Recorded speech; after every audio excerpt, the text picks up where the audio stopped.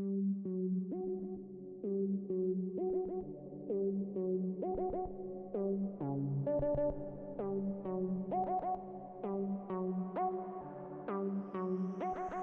are live with Deeper Than Rap.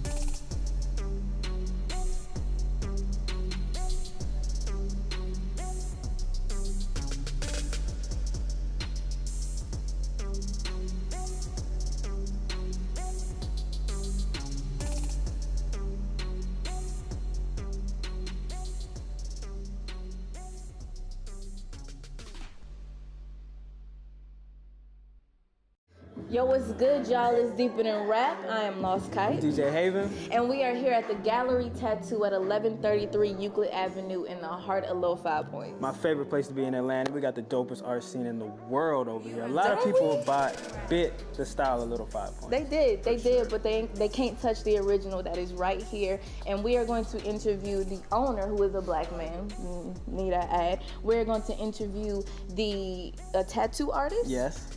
And what's the last interview we're gonna do? We're gonna interview my man Max, who's the grill master. He is a custom jeweler. He does more than make grills, yo. Everybody here does everything, I swear. The tattoo artists are just painters. The grill makers make jewelry. Everybody's multi-talented. It's crazy. It's crazy. For sure, check us out, Deeper Than Rap. Yo, what's up? I'm here with the tattoo artist extraordinaire, Damien, right here. The man is a beast. Check him out on Instagram. Shout out your IG for the people. That's at Mr. Beckham R underscores in between it, MR underscore Beckham, BECKHAM underscore R. You can't spell that, don't look for it. Only the elite have access to this man right here. He's an R. Exactly. Use your grammar. So I have a question for you. What is the tattoo artist development process like? Because I can't imagine too many people wanting a rookie tattoo artist to ink them up. I mean, as far as the development process, you know, it's really like, it's a lifestyle thing, you know what I mean? Being a tattoo artist is more than just like knowing what you're doing or what you can do. Mm-hmm. More so, you know, if you're gonna center your life around tattooing, Right. You gotta do it 24/7, you know what I mean? You always have to be creating, so, you know, it's a discipline. It's like Kung Fu almost. Dig you it. know what I mean? Like that, you know, you gotta study, you gotta carry your water buckets and whatnot before you can, you know, do something else, you know? Okay, so we can't see any of yours right now, but I'm assuming you have tattoos? Yeah, I got a couple of them. I got a couple marks on my body, you know what I mean? Do you know how many you have at this point? I have no idea. I've counted a couple of times, Yeah. you know what I mean? But I got pretty much both of my arms, my chest, a couple pieces on my legs. Get my back done this summer. Nice. Are there any tattoos on your body in particular that you regret or would want removed? As far as regret, no. I try to say that I live, you know, without those, but Dig it. even with the removal, no. The most I can say is there are a couple of pieces I wish had been done with a better quality. I got a couple of them myself. Yeah. But as far as the story behind them, and you know, I mean, the moment in time that they froze, yeah, I'll keep them all. I like that perspective on a tattoo. So, can you describe for me what the wackest tattoo idea that you've had to do on another person? Oh man, what? I could describe like 10,000. What the 5-star bitch? Yes, oh, like those. what the fuck? I love those. All the stars. You come to me with a star, I'ma talk about you. Oh man, the prayer hands. Like I'm on that Kodak. With the rosary. Oh, what? You said you don't even believe in Jesus. Come on. Hey, those are fun. Pretty much any like Jesus piece, you know what I mean? Those tickle the hell out of me. Yeah, because it's so common. Yeah. I feel you. So, what makes you stand out as an artist? I mean, we're in Little 5, it's a tattoo shop right there, it's a tattoo shop right there. What makes you, Damien, at Gallery Tattoo stand out from these other folks? Sincerity. As simple as that. I love what I do. If I was a billionaire, I'd probably be doing this for free. You know what I mean? I love doing tattoos. I love to create, and there's just something a little I don't know, romantic about making a mark on someone that lasts forever, that'll, you know, travel around the world. That's what's up. Your grandchildren will know my name because they know that little peach I put That's on your who butt. did that peach on your butt. I like that. I like that. Well, I want to thank you so much for the interview. I'm definitely coming to you for a cover up because I got a couple of them wish was done better tattoos myself. But thank you. I'm gonna come right here to Gallery Tattoo at 1133 Euclid, y'all. Max is a custom jeweler. He does grills, he does chains. I mean, he does it all.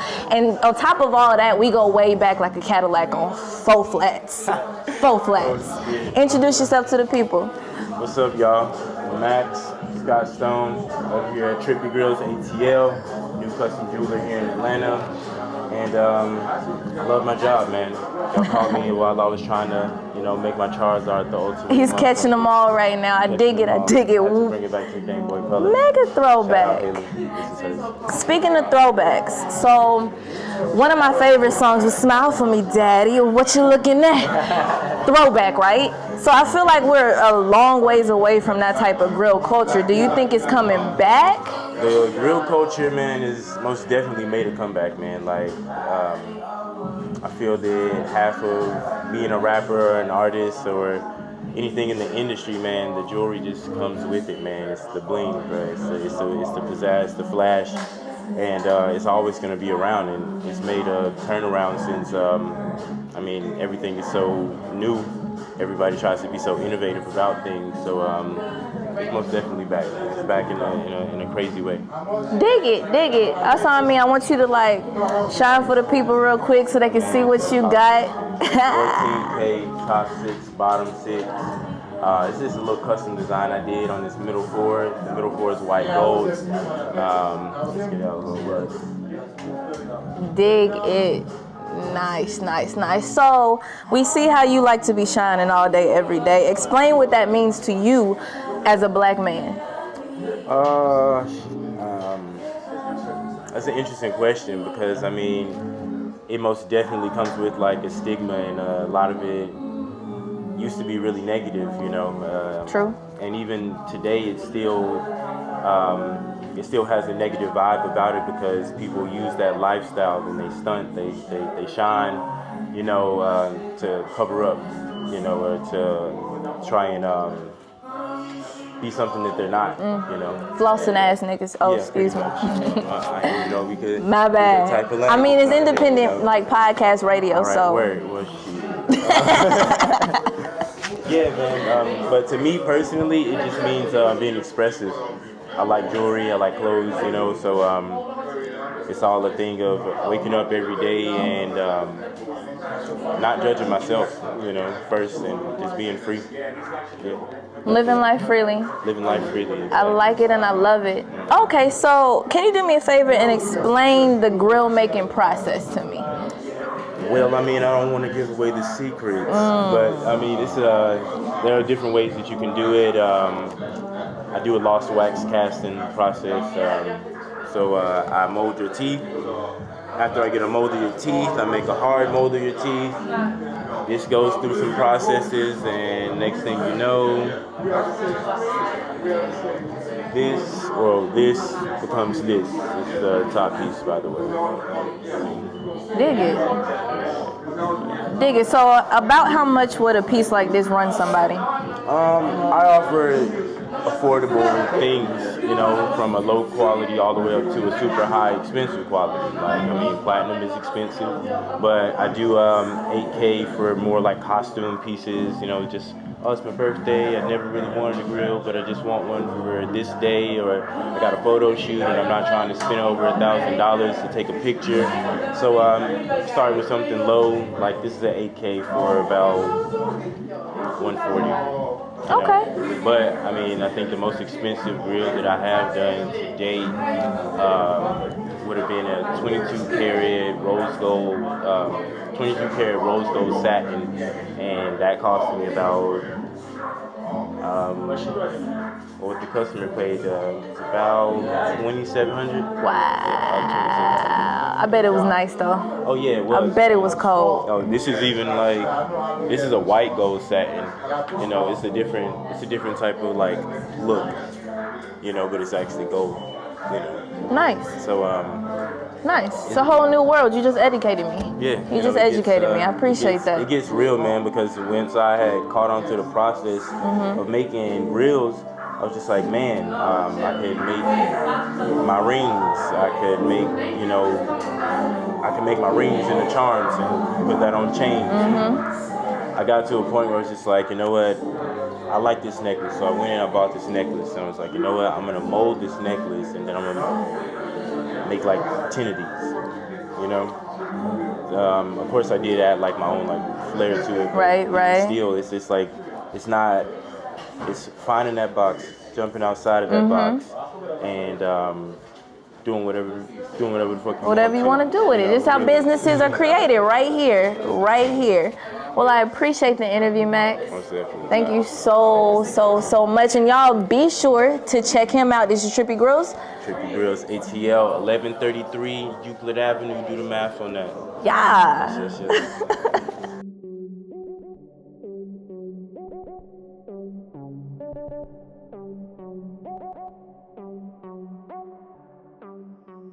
Okay.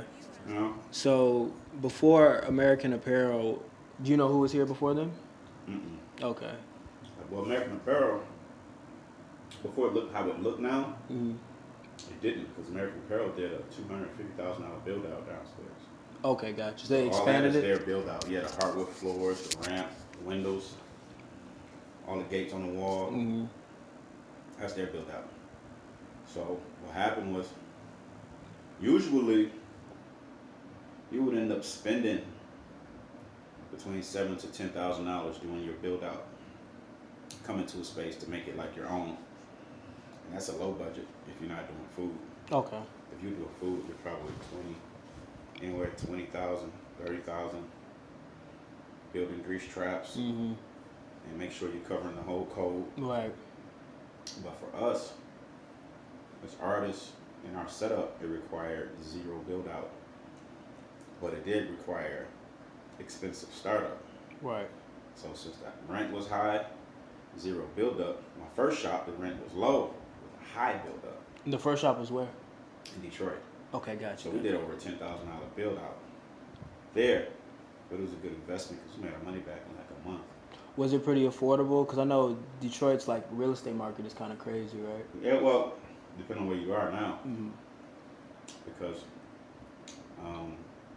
gentrification is nationwide. Right.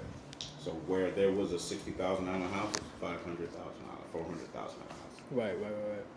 So where rent was once $1,100, it's $3,000. The gentrification thing is interesting though. It's like a cycle, right? You would say? Yeah. It's deep. If you enter real estate, there's some clues and codes to know where you can get money, and for you that $400,000 house would be $400,000. For somebody who's in the know, they might be able to find money where that house might be only $250. Really? Just by knowing the right situation? Knowing the grants and so forth. And Right. Because there's so a lot you of... pay full price. Mm-hmm. Where a person who may work with you and have the same income will be able to afford so much more. You're like, man, how do you get to live how you live? Mm-hmm. We make the same money. Right. But they're in the know. Got you. Yeah. Got you. Yeah. So you started off as a tattoo artist first? Airbrush artist. Airbrush artist. So you was doing t-shirts? Airbrush t-shirts, canvas. I did it on campus when I was in undergrad. Okay. What school? University of Hartford. Okay, for sure. Student lounge. Mm-hmm. We can open our businesses. So I had t-shirts. I did all the frat shirts, sorority shirts. Okay. Any custom shirt. Of course, you get your first credit card in the lobby for free. Yeah. College. I don't know if they're still giving them away. I mean, they send them to you. They was giving them away at $10,000 credit lines. Sheesh. So not only did you graduate with a degree, you graduated with like 400 credit score. Big facts. Because nobody could pay their bills. Right. But anyway, I used that card to buy inventory. So I was buying t-shirts, sweatshirts. Mm-hmm. And I think I just made enough money to pay my credit card off. But I didn't realize that was kind of training me how to run my business after college. Where after After college, I didn't run a business. After college, I taught. Okay. Waited tables, and I taught for 9 years. All while I'm working on my logo and doing art on the side. Just doing art, might not be selling it. Just doing it, knowing one day I'm gonna make the move and do my business. And then came Sidewalk University. Sidewalk University. So, how did that play a part into you becoming like a tattoo artist? The tattoo thing was tricky because I started tattooing in college. We was just doing it to have fun, you know, like, hey, it really wasn't in, especially in the black community, it wasn't a cool thing to do. I was known as a guy on campus, you know, a black guy with a tattoo. You know, you say that now, you're like, which one? Which one, yeah. But it was either for bikers, gangs, weirdos, or the real artists would have some tattoos. right. You know, really centric people will take that plunge and get a tattoo. But what happened was we started to charge money for the tattoo. And I realized, man, we went from ramen noodles to barbecuing steaks. Really? You know, having spades games and like really having the girls on campus come over and making like soul food. It was like a soiree for everybody. Like we had a shoebox full of money. It was like, let's go shopping. Nobody was buying clothes. It was just upgrading the food and the way we lived. And after we graduated, damn, we made more money on campus, didn't we? Damn. That's crazy. Yeah. That's crazy. So you created like a whole vibe outside of just doing the tattoo shop. Yeah. You because that's kind of what the vibe. It kind of reminded me what's going on here. Yeah, exactly. That's when I was in there. I was just vibing to like they was playing Kendrick's album, which I haven't heard in a long time, and I was like really vibing to that. And it was just like a real comfortable space. Yeah. You feel like that was inspired by the college thing, or was just a natural progression? I think that good energy begets good energy. Right. And I learned late that it's not how good your business is, but it's what you offer. It's about your services. And really, we're offering a place for a lot of young people to gather. They really don't have anywhere to gather without being hassled. Right. So I'm finding a gathering around, they just gathering in the back. And it's decent young people in college, out of college. And it kind of made me think of something that I might start like a social club. It might be a book club, a community club. It's like, okay, now that we're together, what y'all want to do for the community? We got all these people out here sleeping on the street. Let's find somewhere for them to sleep. Go down to the mayor's office.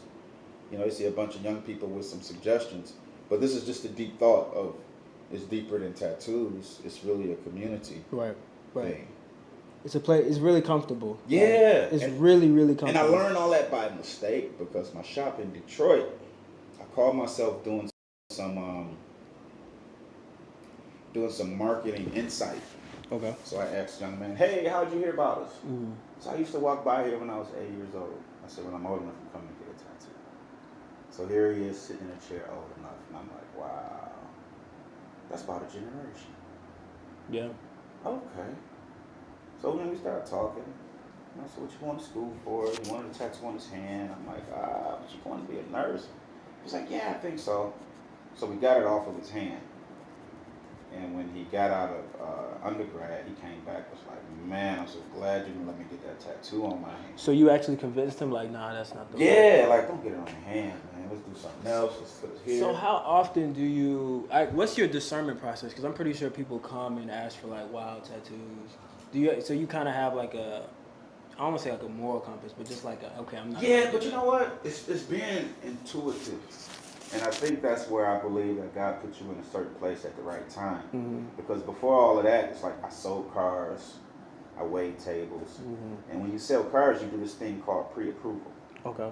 So I don't ask you, like, how much money you make, where you work. You be looking like, oh, this guy just trying to check my pockets. So it's more like, hey, so what do you do? Right. You know, oh, really, you're a school teacher? Yeah, you're just getting out of school? Okay.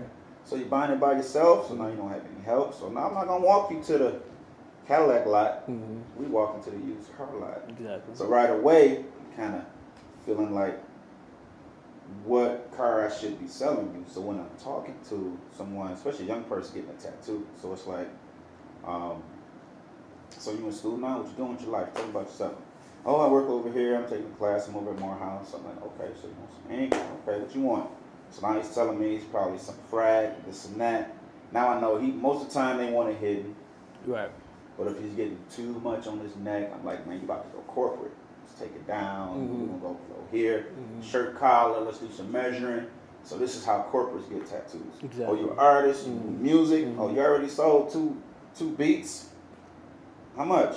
$100,000 a piece. All right, where you want your tattoo? Right. Right in the middle of my forehead. I'm going to lay down. Right, you in the game, bro. So Right, you're good. You calling your shots, but as a community type of shop, you know, you have to read into that without interviewing them and acting like their mom or dad. Right. But you still want a sense of responsibility for this person's future. As much as our release form say, we are not responsible for any results of this tattoo. Right. Don't be mad because you can't find a job and try to sue me. But that came pretty easy, just being, I think, being compassionate and being in the right place at the right time and going through everything you had to go through to be where you are. That's commendable. Like a lot of times, business is so motivated by just money and profit that morals consistently get compromised. I used to work a sales. I've worked plenty of sales jobs after college, and a lot of times you get to the point where the demand for just making the sale always overcomes like morality. Right. But on the flip side, I think when you use the moral side, it creates just a good vibe. Like you can tell like the vibe in here is good. I know. So you were saying like, okay, producer, he's doing well. He's getting face tattoos. Right now, with like the rap scene, like face tattoos are really, really, really popular. Yeah, they're starting to blow up now. Like crazy. Yeah. Do you get a lot of requests? Have you seen like a lot of clients come in? Yeah, more than not. Okay. Even like I said, we just left one first face tattoo. That second, I wouldn't know if I would count this as a face on the side. Close enough though. Okay. But even me doing this since the 90s, like I don't have a tattoo on my hand or my face. But that's not to judge anyone for doing it. That's my conservative side. There's some artists that don't have tattoos. And some artists tattoo from head to toe. Right. But, you know, it's a fine line into changing somebody's mind and giving them good advice. Good, So, yeah. Good, you know, good. You just have to be able to read that. And I don't like to change people's mind very often at all. I feel you. So you said in college, when you were in college, a lot of black people didn't have tattoos. Right. We were just starting to step in that .com era. Okay, got you. You So know? I know when I graduated high school in 2011. I remember Wiz Khalifa, the artist Wiz Khalifa came out. Yep. And I literally saw like weed culture and tattoo culture just like Well, believe it or not, Wiz was right after Wayne. Wayne really popped it off too. Wayne really popped off the tattoos, you know, being tatted like a Subway verse. And he got tatted so fast where people wanted to come in and have one session and tattoo their whole body. That's got to be a lot. Because how long would that... to do like a full body... No, not even that. To do just like a sleeve, how long does that take? Yeah, a sleeve you're looking anywhere between like 8 to 10 hours. Oh, yeah. So whole body. So you're looking about a couple of months. I mean, even Wiz, he took about a year. Okay. A year or two to complete his body. But that was his mission. Mm-hmm. He wanted his whole body covered. Yeah. But as popular, and Wiz was not even as popular as Lil Wayne. Yeah, true. Now, Lil Wayne had his whole body tatted, just eyelids. And that's really what I think broke it out between Wayne and before Wayne, it was Iverson. Right, Iverson was heavy with the tattoos. Yep. Iverson was definitely. I mean, and Wayne said he was inspired by Tupac, so I know they have the same. Yeah. But even Tupac was minimizing the tattoo. Yeah, he was very, you know, he got the thug life, yeah. he got the AK, he was very political. Got the Nefertiti. Right. Yeah. He just didn't tat his whole body up. Mm-hmm. You couldn't even see Wayne's tattoos. And it was an era of like, I don't care about the tattoo. Mm-hmm. And then they went basement tattoos. Everybody had a tattoo machine. Would you say that we're out of that era per se? Yeah, I think we're out of that era right now. I think we're into a more of an intellectual, well thought process. Choosing my artist. Mm-hmm. Let me see your portfolio. You know, you want to learn about your artist. It's really becoming a specialized profession, of which now is actually being viewed as a as a craft and as a they possibly open up a school where you can get grants, because it's the word I'm looking for is a trade. Wow. Okay. As Wait. as a legal trade. It wasn't considered that before. Nah. Really? Not like carpentry, beautician, barber, tattoo artist. Nah. Well, I'm surprised. I thought it would You're not be. getting no grant money for a tattoo artist. Okay. I'm surprised. I thought it would be considered that just because of how popular it is. Nope. But now, certain places they licensing artists, which means we're paying taxes. They're starting to see a revenue, so they're like, okay, trade. If it can help a young man, a young lady work, feed their family, stay off the street, Right. give them some grant money. Yeah. It was hard to get Obama money for it. I opened up a school like 8 years ago. I think I was too soon because it wasn't quite considered a trade. Nobody could afford to like just drop $6,000 for a tattoo class, or even $3,000. But they can go to barber school and get grants and come up with $1,300. Right. So now I think it's a little bit different, where you can look up and find some tattoo schools around the town, even with housing. Right. Interesting. Yeah, like I said, I'm super surprised that it wasn't considered a trade before. Yeah. What would you said now it's a little bit more intellectual, it's a little bit more thought put into the tattoos per average customer? Put it this way, you have professional oil painters who tattoo. Okay. You have geometric tattoos. You even have people doing sacred geometry tattoos. A lot of people don't know anything about sacred geometry. And you're talking about it is geometric tattoos to its patient point. Nice. So you're getting just different levels of artists. Yeah. Instead of somebody who's just like, I just like. Oh yeah, your same color theory used on the oil painting for a portrait is used in tattoos. So that person who's trying to skate by it, we call them scratchers, and you're not serious about the art, well, you're going to get stepped on. Nah, that's good though. Yeah, you're going to get stepped on, because you have people who can paint portraits in big canvases, and then they mastered this tattoo machine, and they're doing the same thing with the tattoo medium. It's even considered a medium in the arts, although it's a whole nother craft. You can be a perfect oil painter, but can't tattoo a bit. But if you take the time to learn how to do it right, you will pull that oil paint technique right into your tattoos. Right, and you know how to make that artistic Yes. transition. I like it. Earlier you spoke on gentrification, and I know this area historically was, it was a different type of vibe a few years ago. Right. And then gentrification came, it changed it. Definitely. And I really like this area. I grew up in this area. I spent a lot of time. I've done so much stuff in this area. So I can't, sometimes when I see gentrification, I have like mixed emotions about it. Yeah, but see, some people, they use that term so loosely. Gentrification is simply put, a white community moving to a black community. $60,000 house, the new house is now $500,000, which raises up the taxes, and the old lady that didn't sell her house can't pay her taxes, so now she got to move out. Right. So it's about not just another culture or race moving in, it's about a culture being pushed out.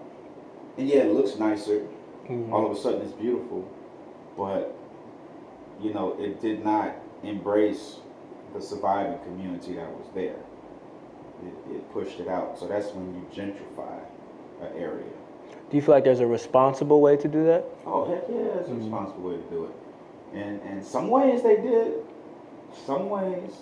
I mean, there's been projects turned into low-income housing. Right. Tear down the projects, bring up some townhouses. It's done a little bit better this time. But what I've seen in Georgia, I have never seen a $400,000 house built next to a $20,000 house. Yeah, I was just looking at a documentary about that. They were saying like the housing codes in Georgia are very like weird, I guess. Yeah. So they develop instead of just developing like a whole area, they'll develop like right next to a project. And there are pros and cons, but the cons is really the involvement of the black community. And I think the mayor of Atlanta is looking into that as far as the taxes being raised because of expensive houses. And the elderly who's left with their houses can't pay the new tax rate. And I'm not certain where they are with that yet. It's not about stopping the development, but it's about creating a way where you don't move out those who've been here for years. Right. And who decided not to sell. Some type of like tax Yeah, you know what I yeah, mean? Like yeah. subsidizing the tax rate seems Exactly. like that would be Exactly. important. I think the tricky thing is though, sometimes a lot of those laws are actually on the ballot that will actually kind of be considerate of that. But I remember I went to go vote for DeKalb County. It was like one of the local elections. And the wording was so confusing. Like if I didn't read what was actually on the yeah. ballot beforehand, I wouldn't even know what they were talking about. You wouldn't. And that's why I say it's so much deeper than tattoos. I like to have a community shop to know what's going on in my community. With this shop here, Gallery Tattoo Atlanta and Gallery Tattoo Detroit, because Detroit hit rock bottom and same thing happened in Detroit. I mean, it's looking beautiful, but you have to ask yourself, who's it for? Who's it benefiting? Right. You know, and take it from there. But somebody knew the development way before it started because it had to start with a plan. Exactly, yeah. You know, prime example, they built a new stadium. Of course, they got the Mercedes Stadium, and I'm sure there's some examples that could follow. But a stadium was built downtown Detroit, the Red Wings. Okay. There was a house for sale before they developed. I think the house is falling off of its freaking foundation. Like $1,100. House sold for $1.5 million. Jeez. Yeah, when the developer bought it. But somebody, if you were sitting in city council, you would have known What's what was going happening. on, yeah. And real early, we were going, hey, buy that, buy that, buy that. Right, right. And that was kind of the who's who knew what property to buy and what was going on. Isn't that like a conflict of interest though, a little bit? It could be. It could be. But nobody know. I told you at dinner. Exactly right. You know, Yeah. you nephew. It's off the record. Facts. You nephew, I can't buy it, so I Right. buy it for you. Mm-hmm. You sell it over $1 million, we good. You know, give you $250,000. Interesting. You good. Sheesh. Yeah. Sheesh. That's like insider trading type deal. And also one more question before I wanted to get wrapped up. What was your plans moving forward with so you have two shops right now, Yes. right? Okay, so you have one in Detroit, one here in Atlanta. Uh-huh. Where do you see? Are you trying to expand throughout the country or? No, I don't know. Actually, I'm just gonna ride the wave. I would like to really peak these two shops right now because we're just coming out of a recession, and you know the old saying goes: when the country catch a cold, Detroit catch the flu. Oh. So Detroit just getting out of the flu, and right now it's getting stronger. Still a little weak, but Detroit's getting stronger. Atlanta, I feel, is very strong, but it's real clicky. Where? So Very much. Atlanta, you have to just put the word out that you're a professional place, and people will find you. Is what I'm starting to see. You just have to get within a network, and not a click. So I'm trying not to click, and I'm trying to create a network. So through that network, I think that the possibility of what's going on here is to be seen. I don't know. Yeah, we're going to do tattoos, we're going to sell art, we're going to do body piercing. But now we're also selling crystals, stones. We have custom African wear. Really, it's kind of a custom African hip hop wear. We have custom grills. You know, black people love gold, and it's gone way beyond black people. Gold does something for the spirit. We just feel better when we wear gold, and it's a certain element to our persona that does something that people should research. I'm a bit familiar what it is, but the gold grills is doing well, and who knows? Right, the possibilities are endless. And much of it is not in the blueprint. I think it's in the energy of development. You know? I agree with now that I'm just keeping my eyes open and being very flexible with what can be successful. I'm excited to see where this goes. I really, really like the vibe. Is there any way that they can find you, like on social media? Definitely. You guys can find us at, you can find me at Joe Motion Inc. That's JoeMotionInK. Joe Motion Inc. All one word. You can just Google me or find me on Instagram. And you'll find the both shops under my name, Gallery Tattoo Detroit and Gallery Tattoo Atlanta. And just to see all the things that we offer, and there's so much more going on. Young lady Pearson in Detroit, she just started her own line. You know, it's called Dreads Clothing Line. And she's getting so busy, but we're training another piercer. Nice. She came in doing locks in the back, so now she's doing locks in the back, piercing, clothing line. Getting too busy to do all three, and that's just there. Here, with some people with so much talent, where they're really reaching out. Up here, may be turned into just an art gallery. Eventually, it might just be a walk-in art gallery to buy art. I can see it for sure. I appreciate that, Joe. Thank you. That was a great combo. Thank you. Steep in the rap, DJ Haven. Get it.